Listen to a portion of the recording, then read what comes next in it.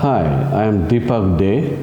I am a distinguished professor in the Department of Statistics at the University of Connecticut in Stores, Connecticut, USA. Today I will talk about Bayesian estimation for the normal problem. That means when we have a random variable which has a normal distribution with mean mu and variance sigma square. On top of that we assume here that sigma square is known. And we already described this problem and goal is to find the posterior distribution of mu given the data under the assumption of sigma square known, and we'll step by step develop how this can be achieved. And we'll show that the posterior mean will be a convex combination of the prior mean and also the data mean.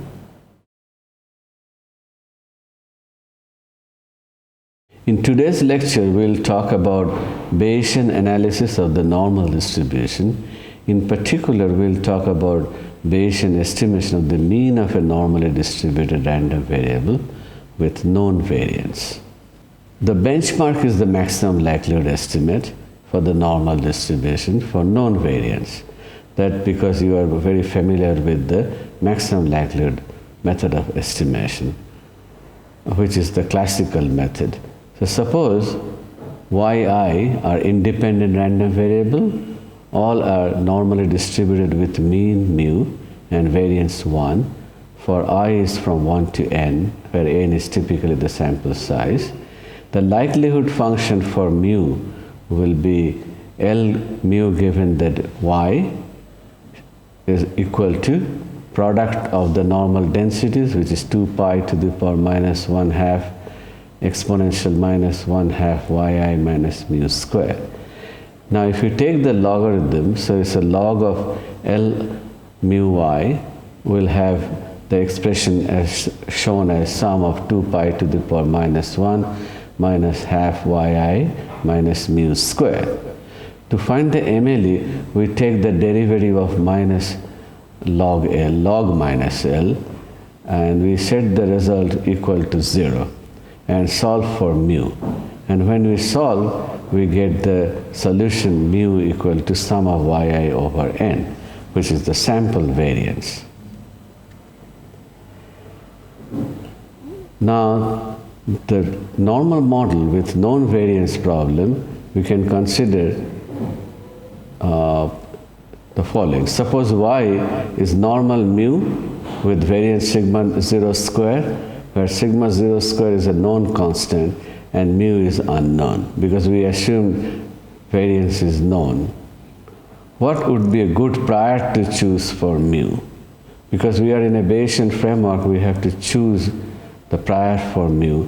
What properties should that prior will have? A reasonable choice for the prior distribution of mu will be again a normal. Why? Because the normal distribution is a good choice. Why? Because the normal distribution is quite flexible. The prior mean can take any value along the real line. The prior variance can be chosen so that our prior beliefs are or are not influential determinants of the posterior mean and variance, because it may be a close representation of our prior beliefs. If our prior beliefs are symmetric and unimodal about some point along the real line, because it is conjugate prior, so the posterior will be again a normal. And the detailed calculations are given in the slide.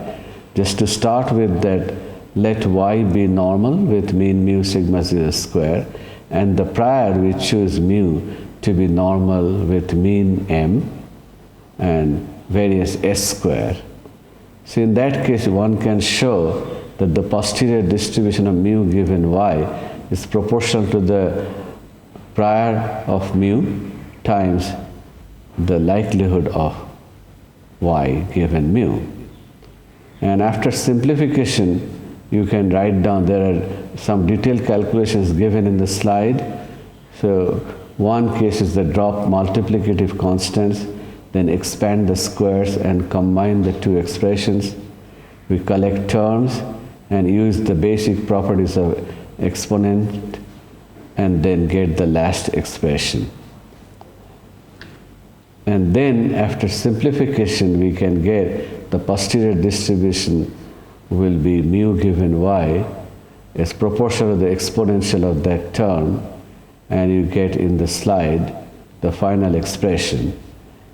To achieve that, we multiply throughout by sigma 0 square s square, then multiply and divide by s to the power minus 2 plus sigma 0 to the power minus 2 and inverse of the whole thing. And then we do some cancellation of terms, and then finally we simplify to get that expression. Okay, now in this slide you see that after all the simplification, the posterior distribution of mu given y will be simply normal with mean mu hat and variance sigma hat square sub mu. And this is the final answer for the posterior distribution of mu. Okay, so now here is a quick discussion of the normal model with variance known and a normal prior. The posterior mean, which is the mu hat, has the expression that given here in the slide, which is m divided by s square plus y divided by sigma 0 square, whole thing divided by 1 over s square plus 1 over sigma 0 square. And that's clearly, we can see that it's a weighted average of the prior mean and the data. So it's very important for you to remember the posterior mean of mu, which is mu hat, is nothing but the weighted average of the prior mean and the data. The weights for these two component y's respectively, the prior precision, which is 1 over s square. As you know, s square is the variance, so 1 over s square will be the precision. And the data precision is 1 over sigma 0 square.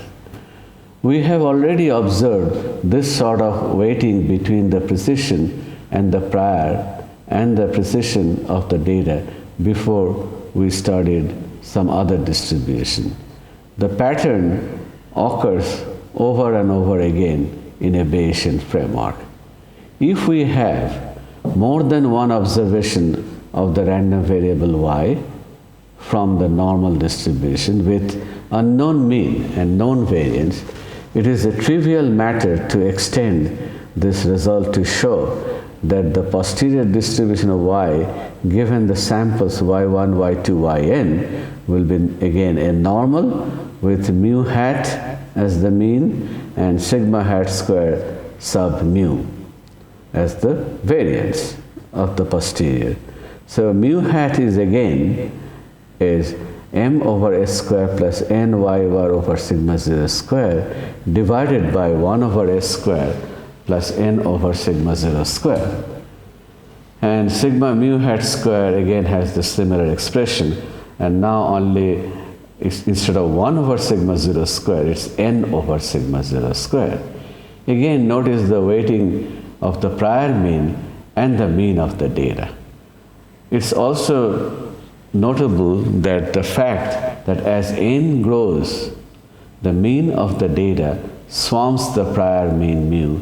Therefore, for large n, the Bayesian posterior mean will be approximately equal to the MLE estimates. So this is a very important fact that as n becomes large and large, that is n goes to infinity, then the posterior mean will converge to the maximum likelihood estimate.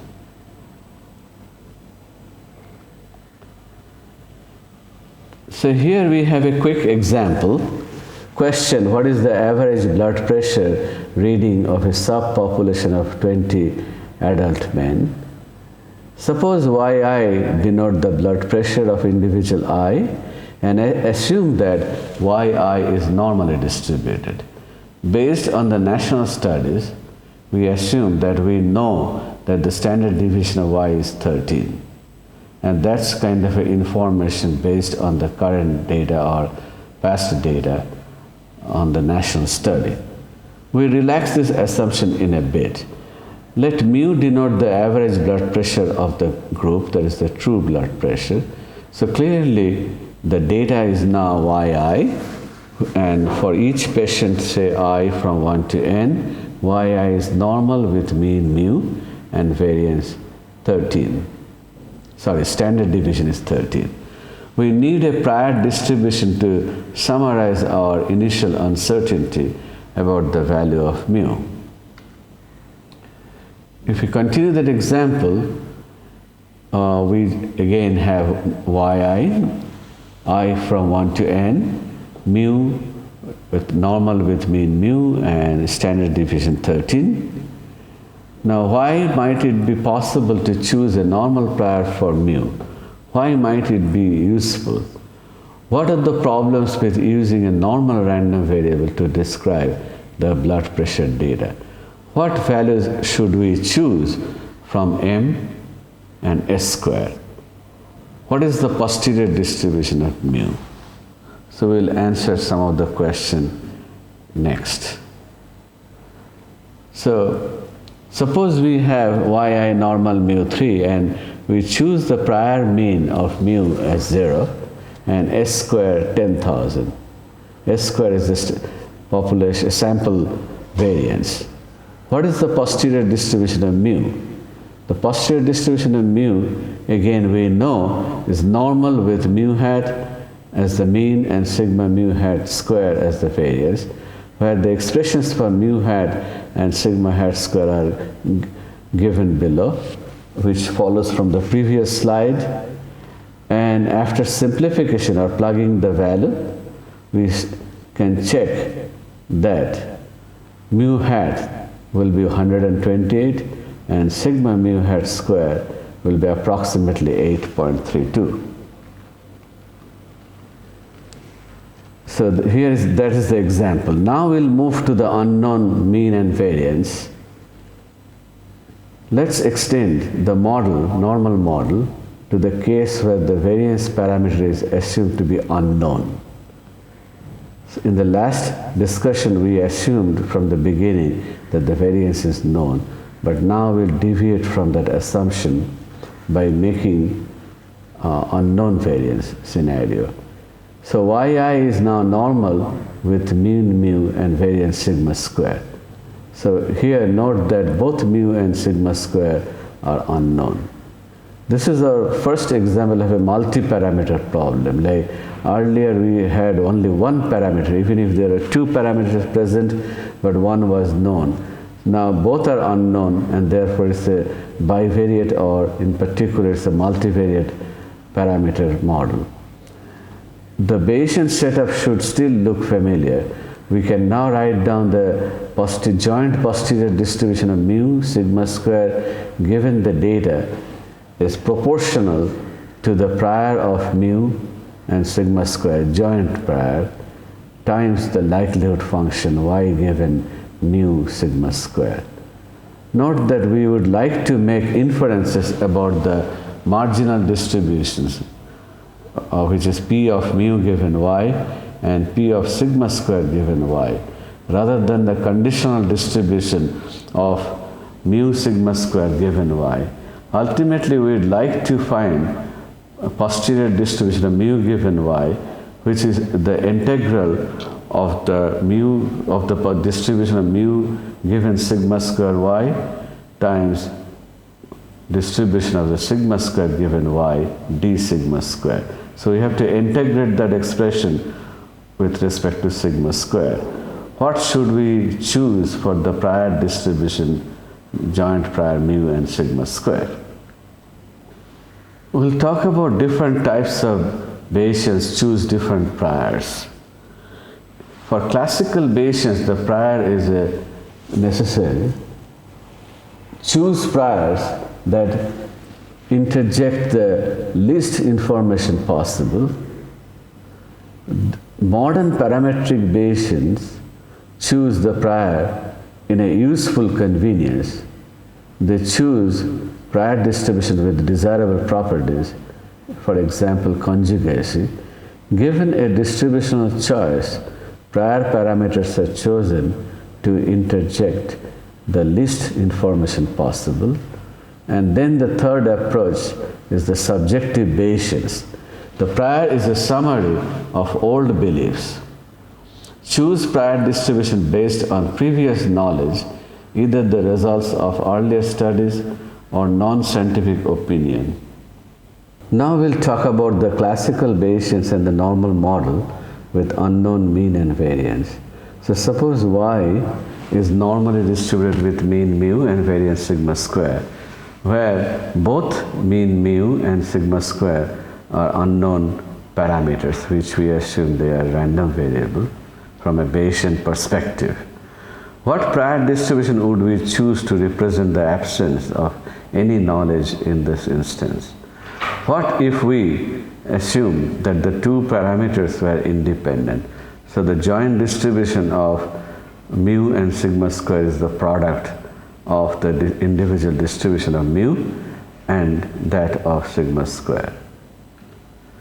The classical Bayesian method tells you again, we assume normal y is normally distributed with mean mu sigma square, and joint prior of mu and sigma square is product of that. That means they are independent. Now we assume that the probability of mu is flat, that means just proportional to a constant c for the whole range of support of mu from the real line. And p of sigma square, prior for sigma square, is 1 over sigma square, where sigma square is between 0 and infinity. Then the joint density of p mu sigma square will be proportional to constant times 1 over sigma square, which is simply 1 over sigma square. Are these distributions produce proper posterior? That's a very natural question, and we'll see how it does. So to do that calculation, we assume yi given mu sigma square is normal with mean mu and sigma square I from 1 to n, and then the joint distribution of the posterior will be just 1 over sigma square times the normalizing constant times exponential of the things which are given in the slide.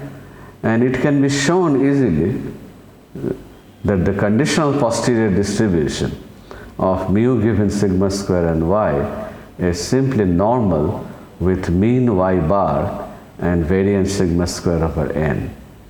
However, it still involves sigma square.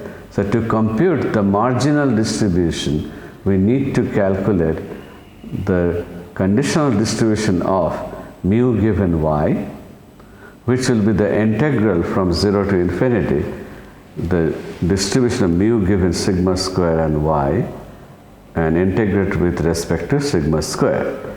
It can be shown that after some algebraic simplification and identifying the probability distribution, it can be shown that probability of mu given y, that is the posterior distribution of mu given the data, has a student t distribution with n-1 degrees of freedom.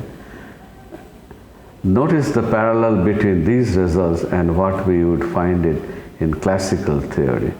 Or more conventionally, we see the joint probability distribution of the standardized variable mu minus y bar over s over square root of n given the data has a student t distribution with n-1 degrees of freedom. From previous slide, we observe that the joint distribution can be written as mentioned in the slide, where s square is the sample standard deviation. Now a natural question will be, what is the marginal distribution of sigma square? The marginal distribution of sigma square, which we mean is the posterior distribution of sigma square given y. In that case, we have to eliminate mu. So we integrate, to get the expression, we integrate the above expression with respect to mu. And if you do that, then the posterior distribution will be inverted chi-square with degrees of freedom n-1. which is an inverse gamma distribution with two parameters, n minus 1 over 2 and n minus 1 s square over 2. Now there are two different methods to sample from the posterior in this case. Method 1 is the sample directly from each of the two marginal distributions, and method 2, which suggests that sample a value from distribution of sigma square y given y, that's the first stage, and the second stage we sample a value from the distribution of mu given sigma square and y. Repeat these stages lots of times. So the key point here in method 2, which is very important because this will lead to MCMC approach.